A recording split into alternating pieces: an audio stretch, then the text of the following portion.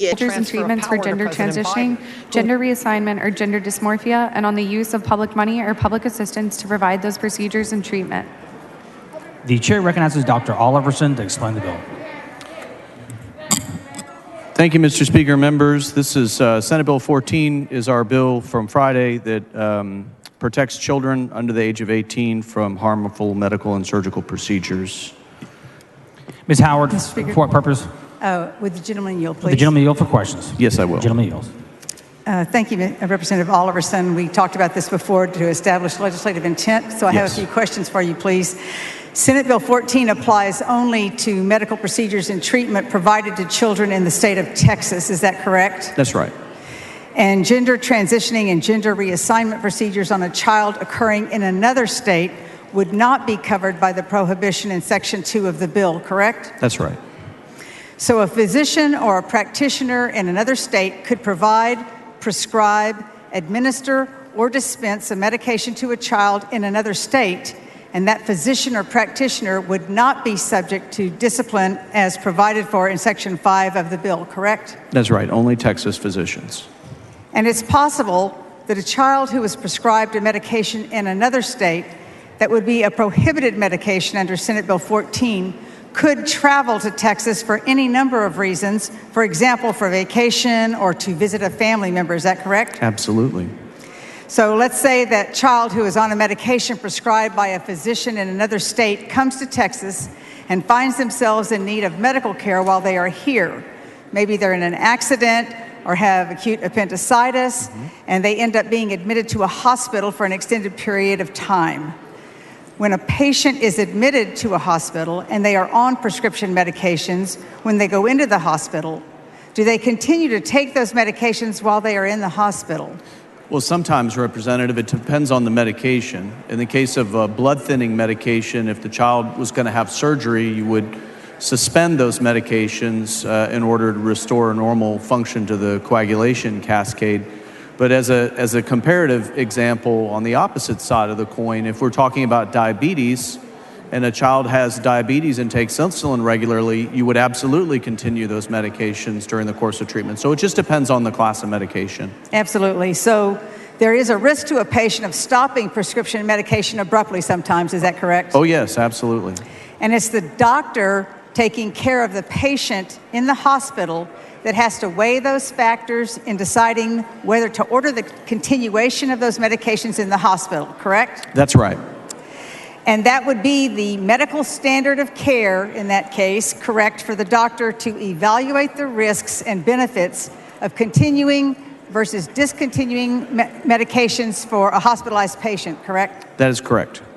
So if a child is admitted to a Texas hospital after Senate Bill 14 goes into effect, and then that child is taking a prescription medication for a purpose that would fall under the prohibition in Senate Bill 14 when they are admitted, that child's physician would owe a duty to that patient to evaluate the risks and benefits of continuing those medications or whether they can be discontinued safely while the child is in the hospital, correct? That's exactly right. And if a physician taking care of a hospitalized child determined that it would be unsafe to discontinue that medication, and the medical standard of care would dictate that the medication be continued during the hospitalization, if the physician ordered the continuation of that medication, would that physician be in violation of Senate Bill 14?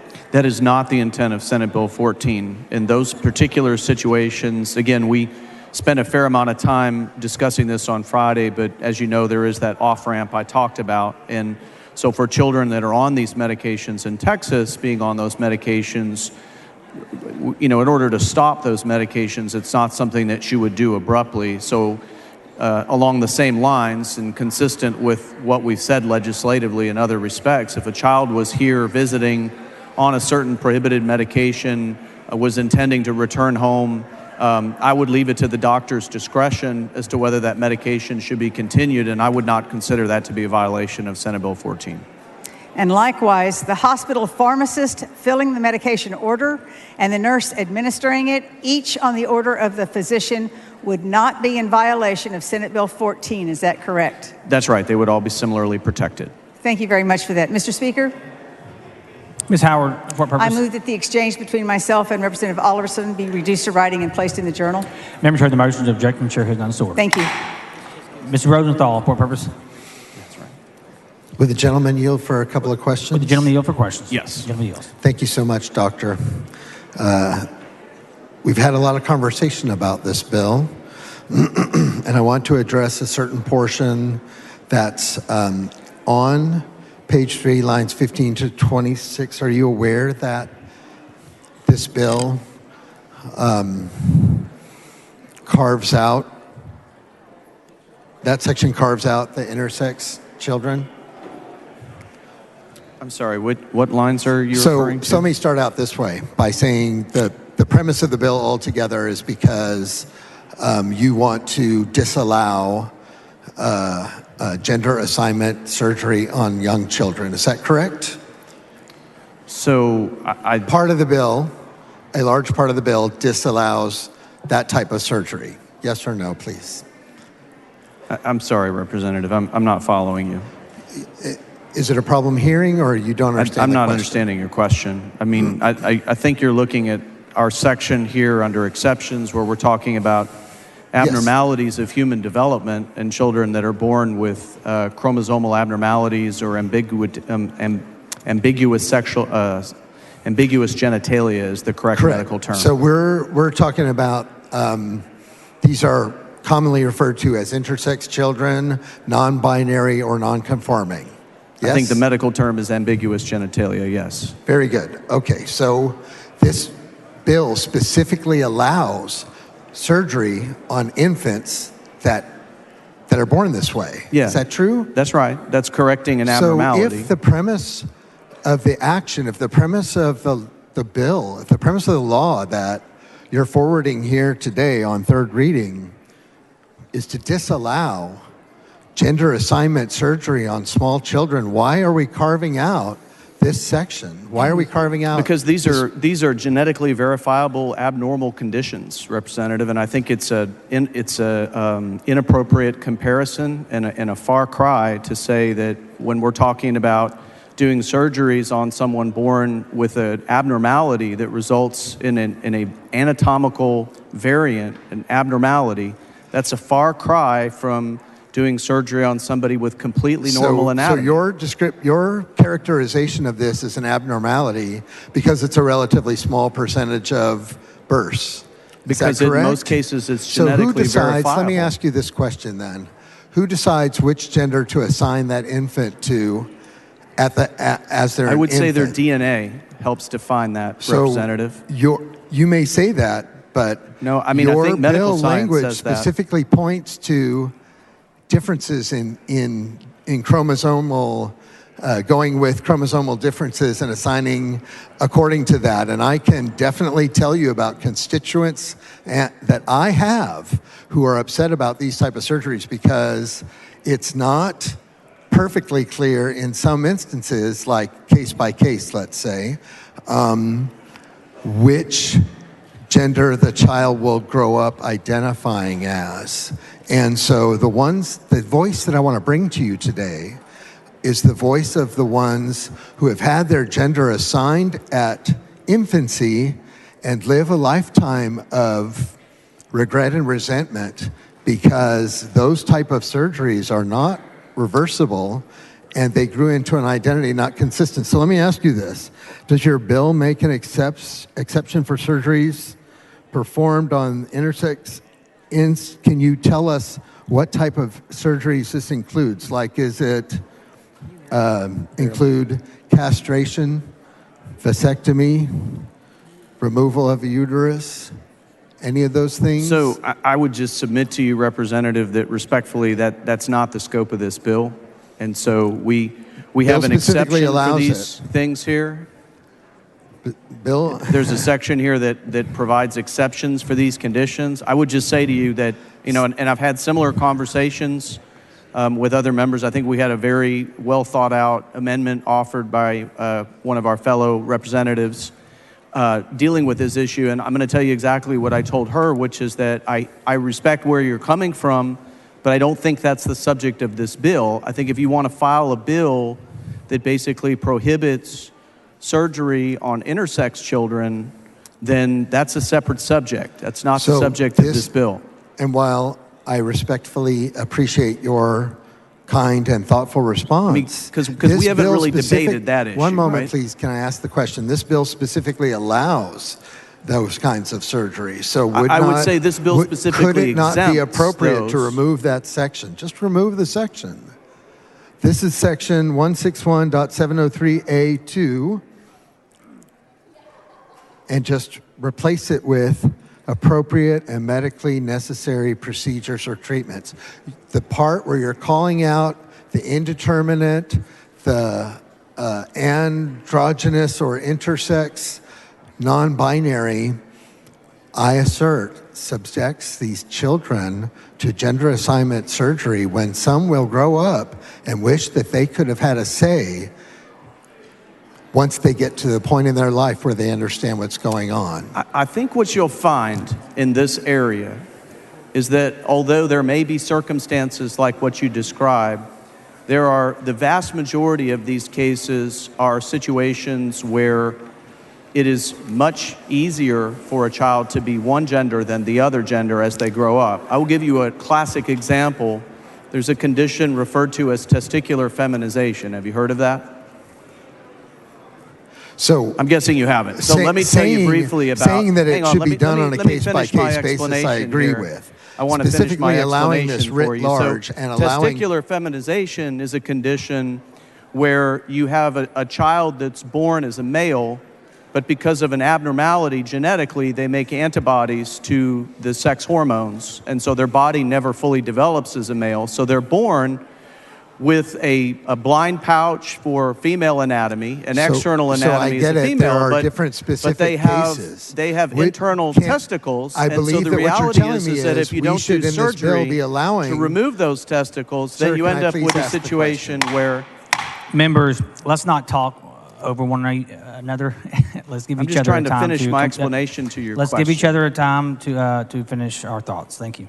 So my point is this. My point is in those children, you talk about castration, those are testes that never descend, and if they're not removed, they will almost 100% result in testicular cancer because of the fact that the testicles were not designed to be intra-abdominal.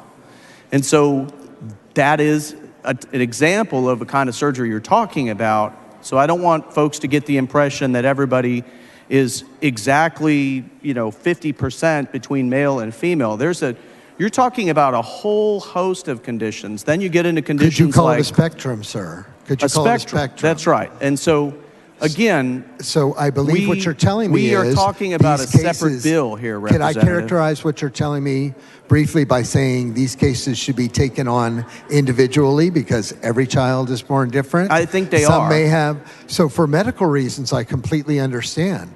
But if there's nothing in here that requires medical reasoning, that requires a solid medical reason for that. And so I believe it leaves it open to the discretion of doctors and parents. And so you're actually allowing gender assignment surgery in this I hear bill. what you're saying, and I would just say respectfully again, if that's how you feel, I'd suggest that you file a bill that deals with that particular So I can subject. assume the answer to whether you would take a friendly amendment on this is no. I think the bill is complete as is, Representative. And so you're going to carve out this section, and that's fine. I get it. Thank you for your time. I appreciate it. Yes, sir. Ms. Goodwin, for what purpose? Will the gentleman yield for a The couple gentleman yields for questions? questions. course. Gentleman yields. So, Dr. Oliverson, do you anticipate that this bill will have an adverse impact on adolescent care in the state? Actually, I think it refocuses it on mental health care, which is what we should have been focused on and where other countries now are moving that are kind of have sort of seen all the research, weighed it all, and said, you know what, this isn't working. Let's focus on mental health. Let's set these treatments aside until such a time as a person reaches the age of majority and we know that they're in a position to make an adult decision. That's essentially what we're doing here. So no, Well, I don't think it will impact adolescent health negatively. And I wasn't just talking about transgender adolescents. I'm actually talking about all adolescents. Okay. And are you aware that since this bill has come before us, several adolescent care doctors have left Dell Children's Hospital? I am not aware of that, Representative. I know I think there's an investigation of some kind there, but I don't know the details of it.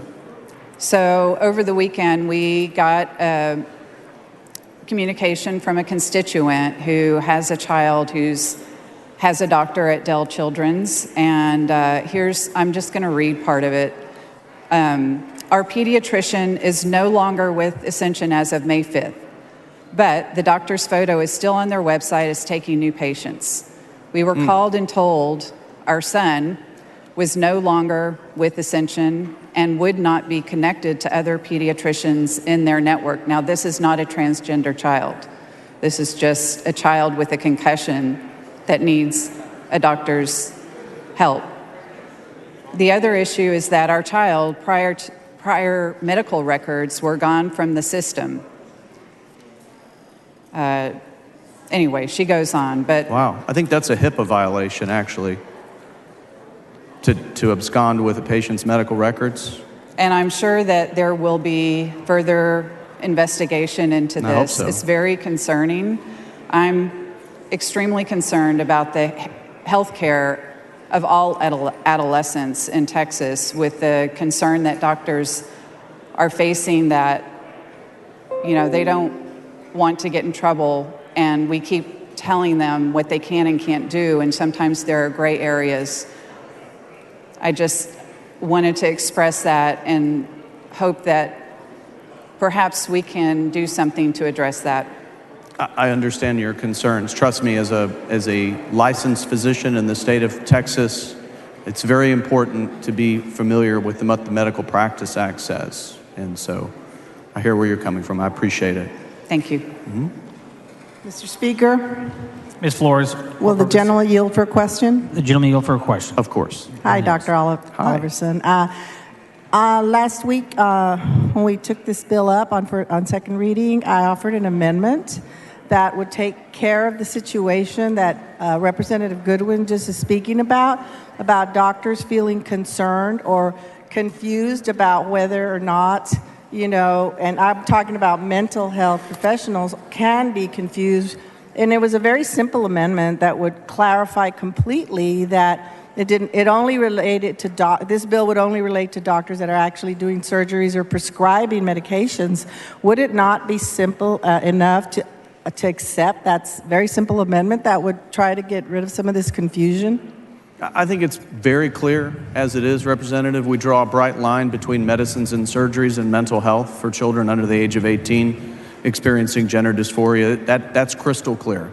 Well, I still think that there are medical professionals who will be concerned and will not want to deliver certain services just because it may not be as clear as you think it is. The same thing has happened in instances, and as I mentioned, reproductive health as well. Doctors are afraid to cross lines because they don't know where the lines are. So I would implore you to reconsider and consider taking that very simple amendment that does nothing to change what the bill is intended to do, but will at least clarify for medical professionals who may be afraid to put their licenses at stake. So I would really, really ask you to consider.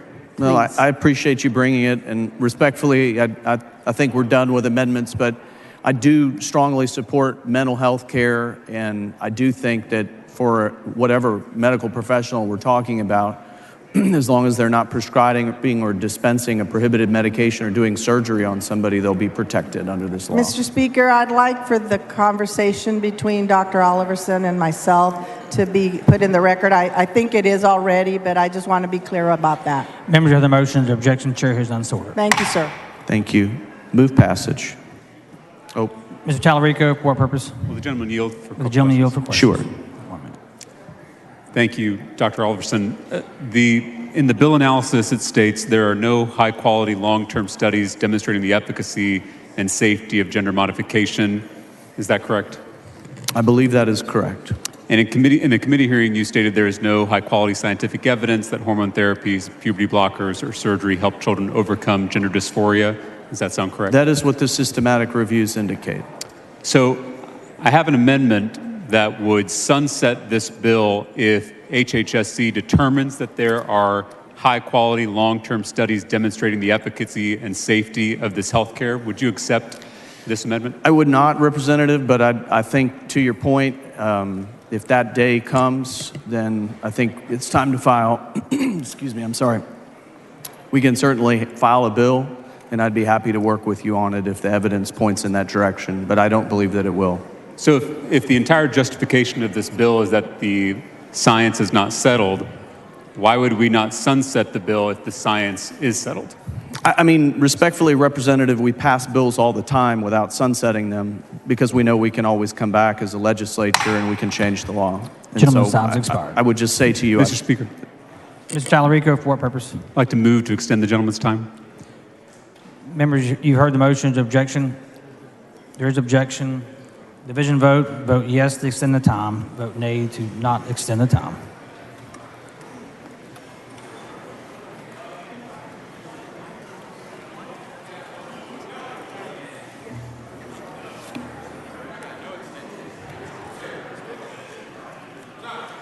Show Mr. Raymond voting no. Strike the board. The motion fails. The chair recognizes Mr. Jones of Dallas to speak in opposition to the bill.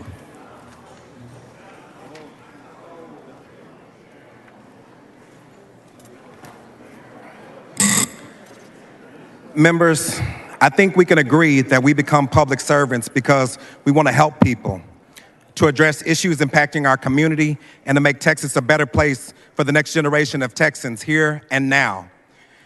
This body has the sometimes impossible task of tackling topics that representatives feel very strongly about and often disagree on.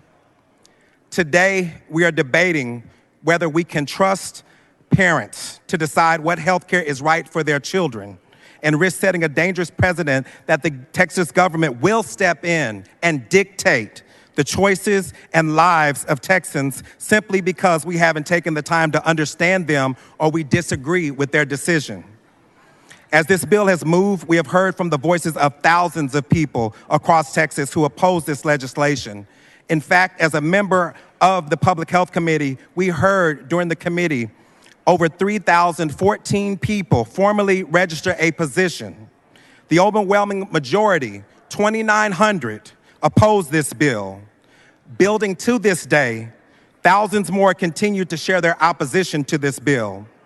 We have seen the anguish of parents desperately begging us to listen, to have compassion, to open up your hearts and try to begin to understand that their children are just that, children, and that together they are doing the best they can to navigate with the experts, endocrinologists, physicians, and mental health professionals. And instead of deliberation, respectful conversation, and active listening, we silenced the voices of over 400 people who showed up to testify against this bill, centering only invited and priority testimonies. We heard the horror stories of what happens when physicians do not follow best practice standards of care. We highlighted the stories of people who were flown in from other states instead of Texans who spent all day at the Capitol for a chance to share 2 minutes of their truth. I saw parents crying, constituents huddled together, comforting each other, and felt so much righteous anger. We cut off testimony for the mental health of our committee, but worried none about the mental health impact of our constituents. When peaceful protests broke out in this gallery, we not only closed the gallery, we removed those voices of opposition from the Capitol completely, and then took it a step further when members of this body posted nude photos of transgender people continuing to dehumanize the people we are here to serve, Texans. That decision, along with the interference into the private lives of Texans, is out of step with how we should treat each other and how true Texans value small government, privacy, and liberty. Your decision to either support this bill or to vote no is a matter of life and death. I know many of you have tried to minimize this reality, but let me be very clear. This is not a hyperbole. This is not unfounded fear. In 2021, a few weeks after Arkansas became the first state in the U.S. to ban health care for trans adolescents, this body received a letter from a Texan. She was a practicing physician in Arkansas overseeing the health care of transgender young people. She treated over 200 patients, none of whom attempted to take their lives while in her care. It wasn't until the passage of the bill that the doctor who wrote this letter began to receive a deluge of calls from families reporting that their children began to demonstrate suicidal ideations. 5 young people attempted to commit suicide weeks after the passage of the Arkansas bill. A 6th child took 100 pills and cut their wrists so deeply that several hours of surgery were required to repair these wounds. No young person should feel this hopeless. No young person should feel this alone, and no young person should feel the weight of their state government being used to limit their happiness, to rob them of their authentic futures. But this is what bills like this does. I want you to consider that a categorical ban on health care is too extreme. Since we haven't heard from the constituents that we silenced, since we haven't gotten the Texas data that we say we need, since the danger clearly outweighs the benefits, I ask you, what do you want your legacy to be when you leave this body? Transgender people live joyous lives. Many have spoken that into reality. Had we allowed them, you would have heard from Leslie from Frisco, who shared that she transitioned many years ago and have faced her shares of challenges, but none of them have dimmed the joy that she feels every single day at being able to live an authentic life. She has no regrets. You would hear from Ruben, who lives in Austin. Since obtaining age-appropriate health care based on best practices, standards, and with the support of their entire family, friends, and religious community, our daughter has flourished. She maintains a 4.0 GPA, dances in her high school drill team, and has a large circle of friends, participates in many school club activities, and dreams of attending UT and going to medical school. It is ludicrous, ignorant, and hateful to think that parents of transgender children have had some sinister agenda. No parent has ever woke up. Members, please take your conversations outside the rail. No parent has ever woke up in the morning thinking, how can I make my child more vulnerable, more marginalized, more stigmatized, more of a target to this body? When we took the oath to serve the people of Texas, we swore to preserve, protect, and defend the Constitution to the best of our ability. And yet, during this session, when a constituent asked, what about my constitutional rights? They were told, this isn't about the Constitution. This isn't about the Constitution. Then what are we doing here? When we deny the voices of Texans, we are breaking our oath. We become liars.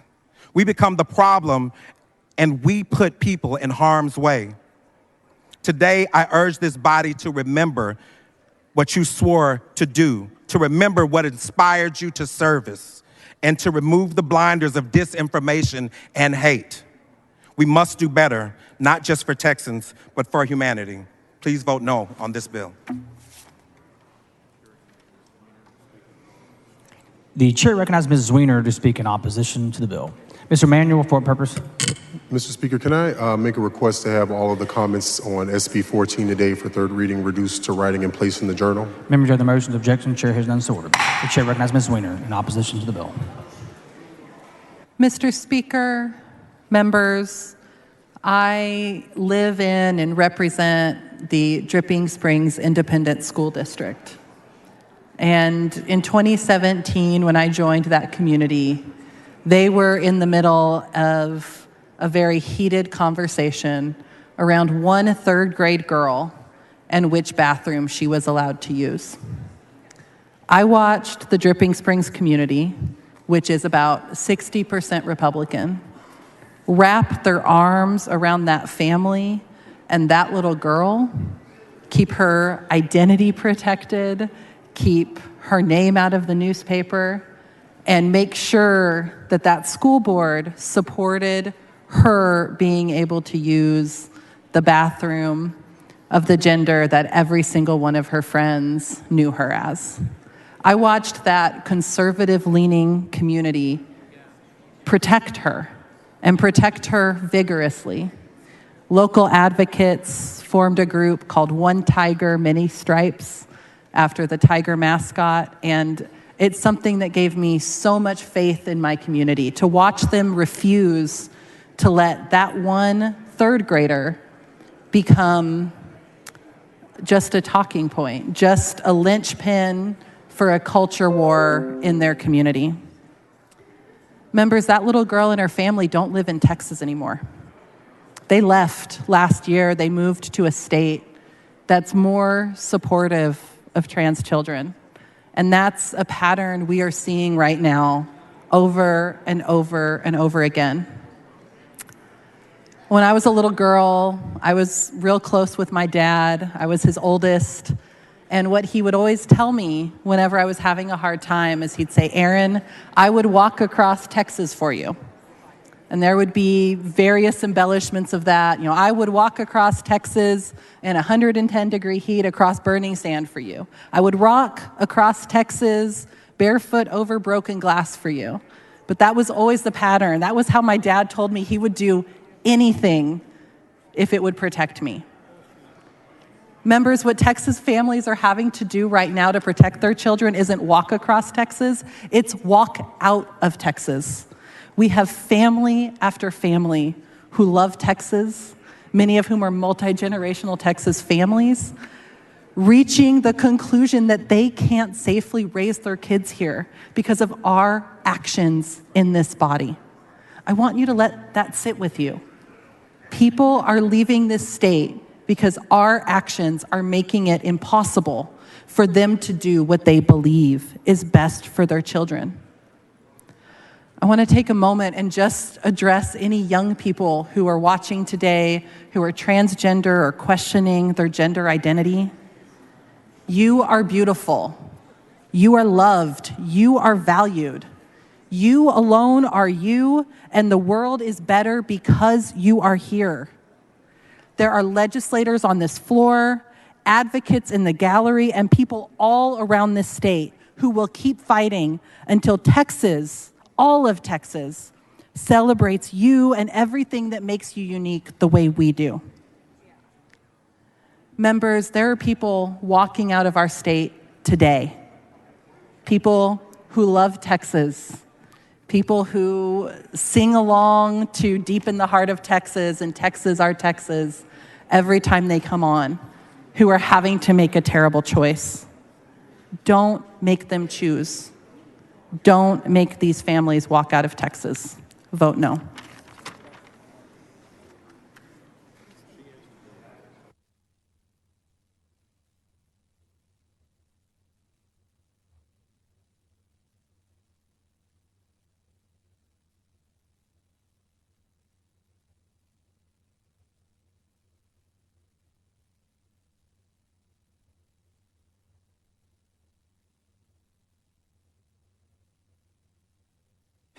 The chair recognizes Mr. Wu in opposition to the bill.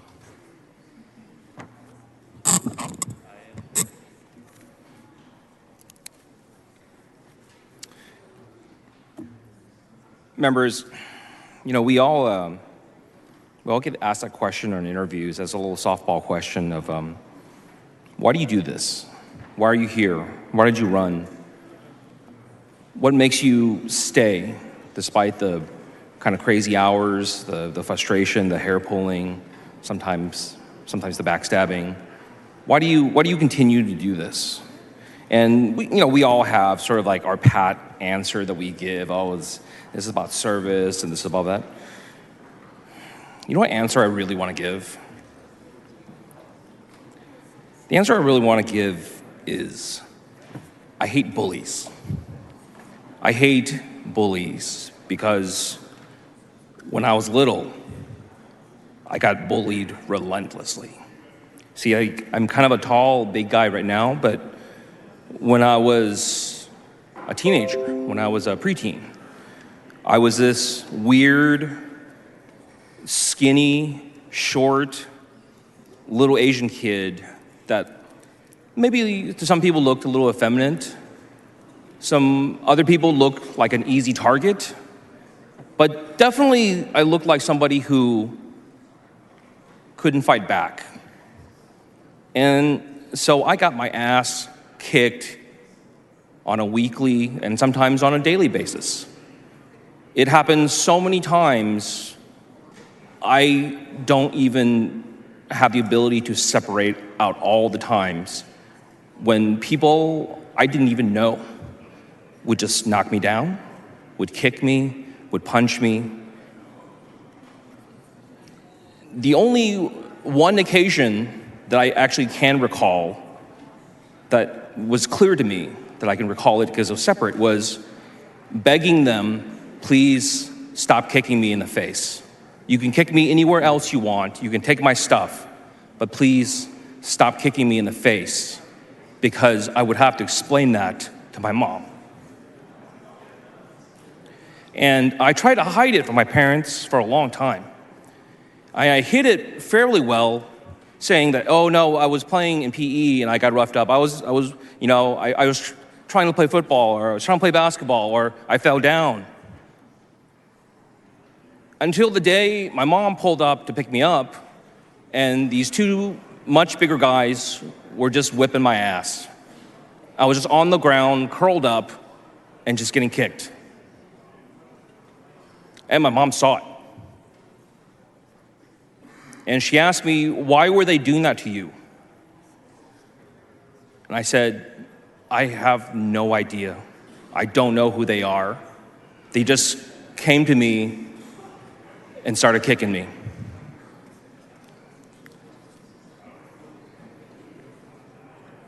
I hate bullies.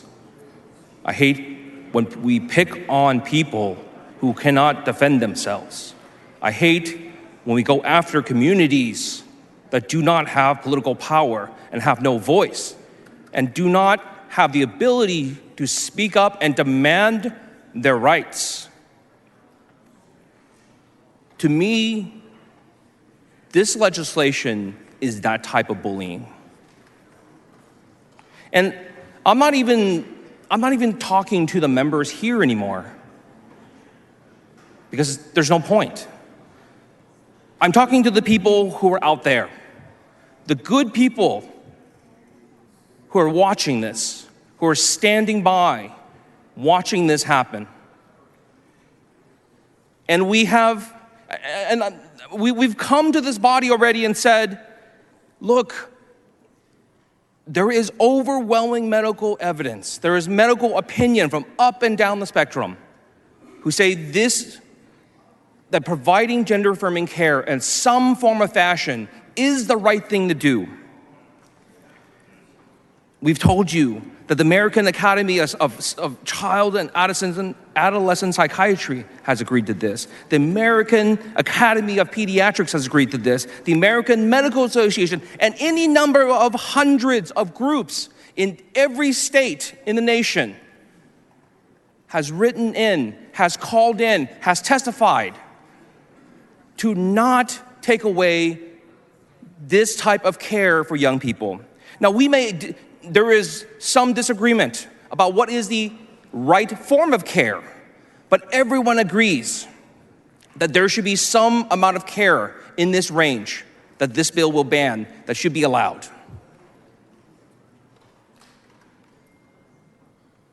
There are thousands of doctors out there. We've told the people here in this room that there are thousands of doctors in the state of Texas and tens of thousands in the United States who have practiced this on a daily basis, who have treated trans kids, who have provided the plan of care, who have gone through this with families. But we don't listen to them. We have told you time and time again that this is a serious suicide hazard. That we don't want to talk about this. And when we had this debate here, we kept saying, well, let's not talk about that. Let's not talk about that. It is undisputed that LGBT people in America, especially youth, have one of the highest rates of suicide in this nation, period. Over 50% of LGBTQ individuals have contemplated suicide. But it gets worse. Of that number, when you break it down, almost 60% of trans youth, of trans people, have contemplated suicide. The rate of contemplation for suicide for cisgendered LGBTQ individuals is only in the 30s. It is because of trans population that LGBTQ suicide ideation is so high. We have told you this time and time again, but we don't want to talk about it because it's uncomfortable. We have tried to come here and say, hey, the party of small government, the party of freedom, the party of liberty, please don't take freedom and liberty away from other people. And nobody listens. We come here, we say we're here to protect kids.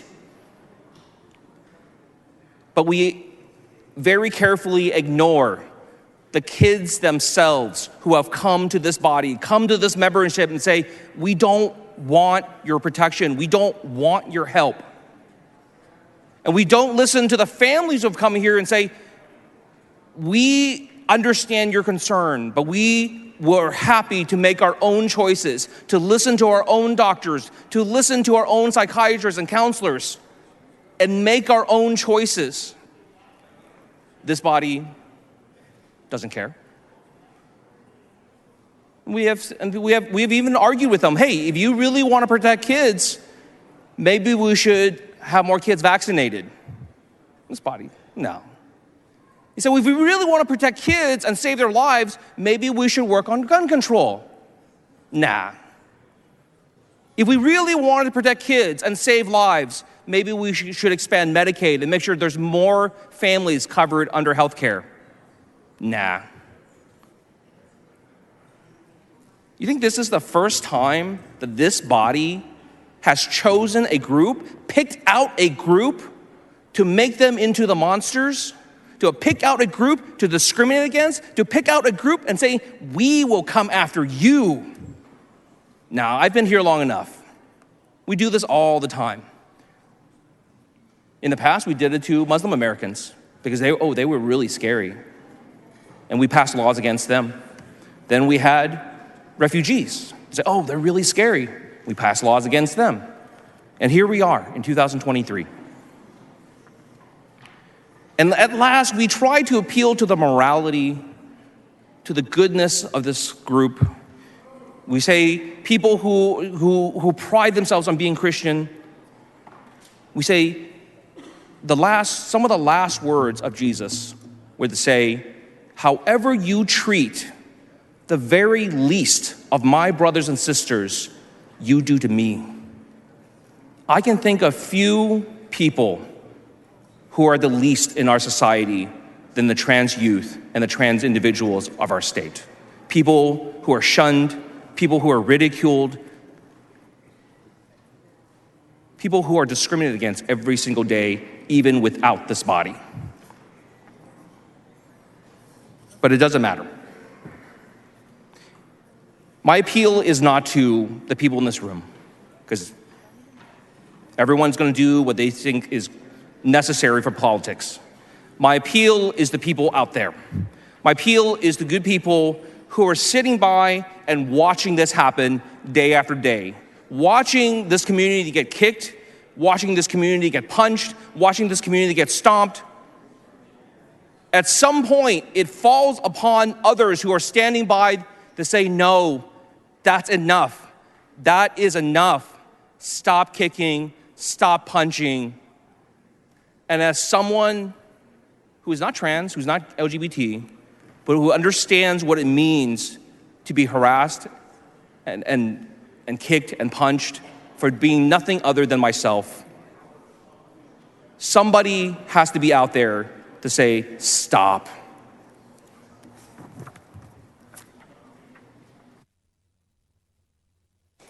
The chair recognizes Ms. Morales-Shaw in opposition to the bill. Members, for those of us who were here on Friday, we had a long, drawn-out debate, but this measure is going to drastically impact families and children. It's important that their voices are made a part of this record today. Because of the love, care, support of parents, medical experts, and the medical care, that the kids we're talking about today are actually well-adjusted kids. That's what's been reported to us. They're happy and they spend their days just like every other kid, except on days like this, when lawmakers that have no personal experience of what these families have overcome, how much love they poured into these children so that they know that they're special and validated. It's days like this, it's people that exclude them, that target them, and take away critical medical care that can spiral families into anxiety and desperation. It's days like this that will force fifth-generation Texans and others to leave a great state that they call home. As somebody who spent a lot of years passing and advocating international human rights laws, this feels like a domestic human rights fight here today. This feels like a piece-by-piece eradication of a group of people, just because they don't look like you and they don't think like you.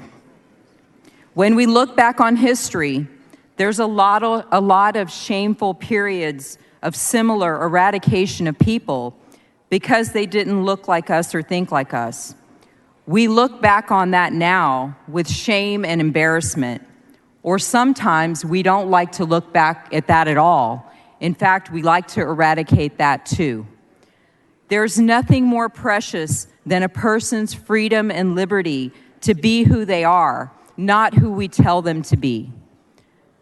The ruling, governing class here doesn't make us the right class, the better class, the higher class. It just makes us the class with the power at this moment in time. It's a moment in time to be compassionate and kind, accepting, open, willing, humane. And by the way, I think that we're all of these things. I just wish that we could be that way today for these special families and even for providers. This vote today, like many, is predetermined to go a certain way. I apologize to all of the families who will be left helpless, desperate, and have already been in tears from this stripping away of parental rights. In closing, I'll just say to these families, what's happening here today doesn't determine your worth. It defines your courage. Continue to be courageous. Continue to be you.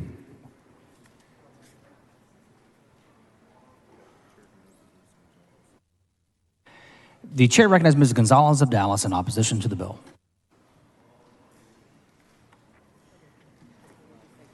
Thank you, Mr. Speaker, members. Colleagues, this is a very sad day in this chamber. I'm truly stunned and saddened with the overwhelming grief for what we are doing here, the Monday after Mother's Day. Because we have mothers all over the state who love their kids more than anything else in the world, and they are hugging their terrorized kids today as this body rips away their right to provide health care for their children. By taking this vote today, we are forcing lifelong Texans to flee the state in order to save their children from you.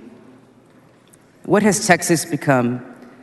Not one that protects children, but rather a battlefield.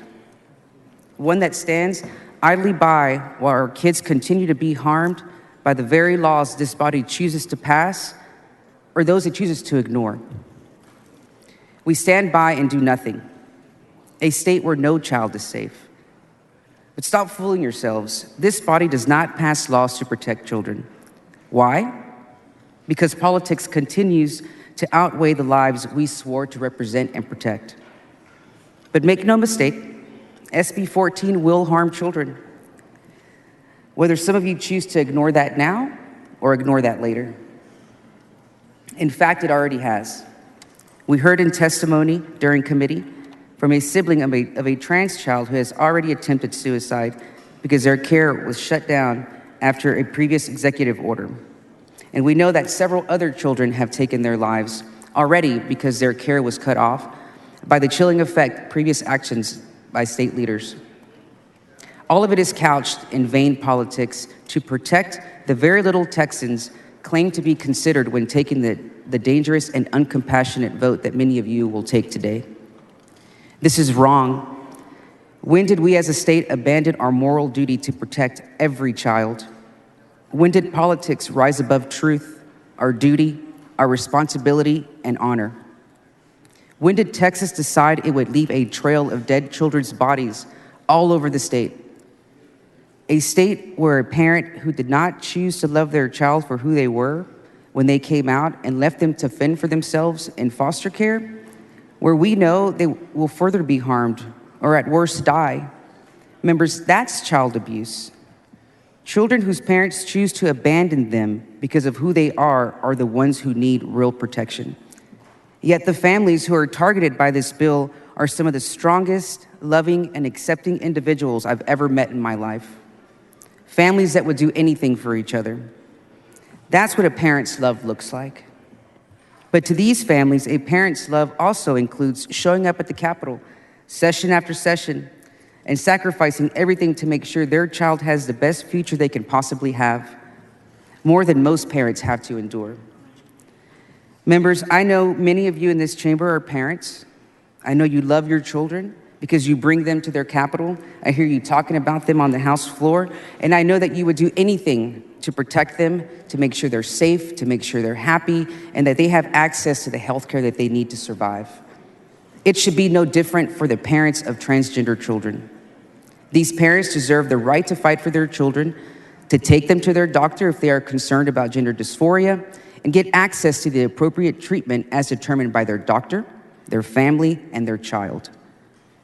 We have spent the entire session falsely claiming we want to protect these so-called parental rights.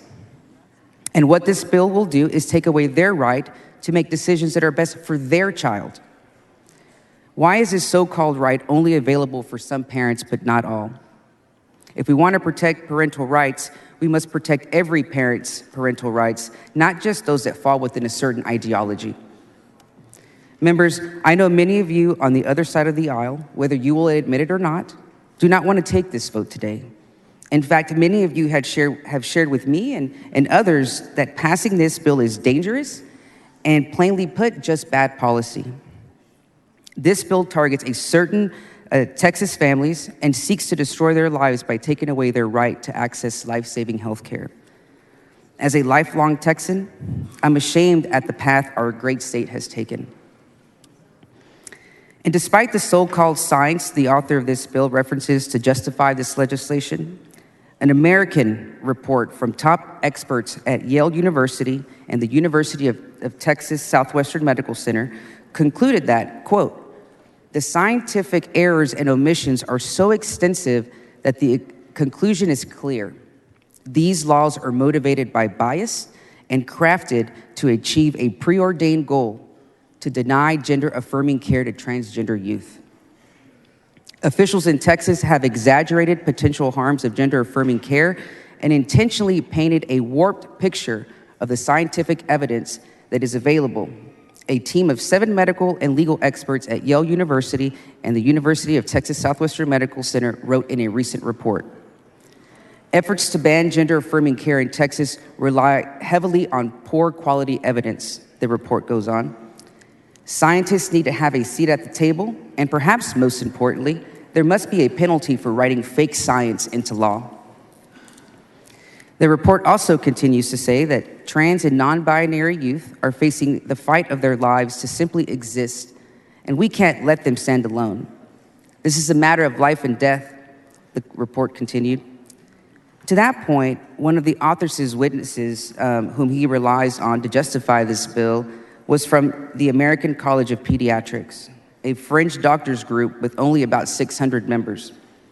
Compared to reputable medical associations like the American Academy of Pediatrics, which has over 67,000 pediatricians, along with 20 other major medical associations who oppose this legislation. This fringe group is anti-LGBT. It relies on junk science that is not vetted or published in any legitimate medical journal and has been identified as a hate group by the Southern Poverty Law Center. It's also worth noting that this so-called witness's expertise has previously been discredited by a Texas court. The whole existence of this group is to spread misinformation about gay and trans people. And how do we know this? A data breach from their doctors' group that included more than 10,000 emails and documents that were left in an open file online titled, "How to Defund Trans Pediatrics." It clearly spells out the animus of this group and the real reason that we have an outright national assault on trans children. In fact, these emails even admitted that they shopped around the same witnesses from state to state. Why? Because they don't have real Texans to testify. So they flew most of their witnesses in from out of state to testify in a public hearing in Texas about things that never happened in Texas.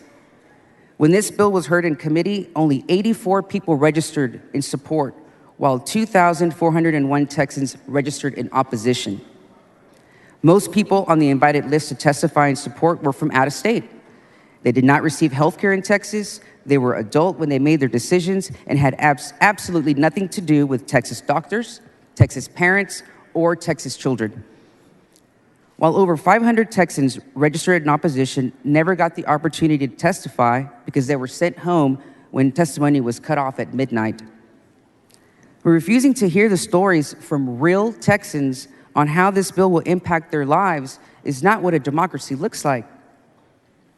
I'm disappointed and sad that so many parents I know who have trans kids who are happy and healthy and now scared to death of our state. That's not my Texas. And members, as I close, I want to urge you from the bottom of my heart to vote against SB14. We need to show that discrimination has no place in our state, that Texas is a place where everyone can thrive with dignity and their humanity respected, regardless of their gender identity. I know many of you have sat down with families that will be negatively impacted by this bill, and they have opened up to you, shared their sensitive stories, and introduced you to their sweet children, many of whom missed school to come to Austin to testify. I want to close by reading a letter I received from a constituent of mine the last time this bill came to the floor. He sent it to me at 11:26 p.m. And instead of being asleep, getting rest to take his AP exam the next day, he was awake thinking about what his fate will be here in Texas. Hi, Jessica. I'm a 17-year-old trans kid. I had the privilege of starting testosterone this past December, and I've never felt more confident in my body and self. The process of coming out and gaining support from my family has been difficult and taken time. There was a point when I did not see myself living to this point of my life. Seeing these changes happening in those around me who grew up to accept and support me, this has been the happiest point in my life. I've been looking at colleges and started a new job. However, whenever I look at the news and recent bills, all that hope is drained. I'm terrified for the future of me and other trans youth living in Texas. I have only 1 year until I will be safe from this bill, but so many others aren't so lucky. It's incredibly disheartening to see children's livelihoods turned into a political stance. Children are taking their own lives, yet they cannot see past what they choose to. I have been taking AP Government this year, but I still don't know how many ways I can help or if I can at all. I'm not sure if this message will reach you or change the circumstances, but I just needed an outlet.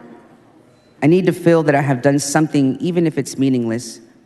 Please advocate for trans kids who have to fight every day just to be respected.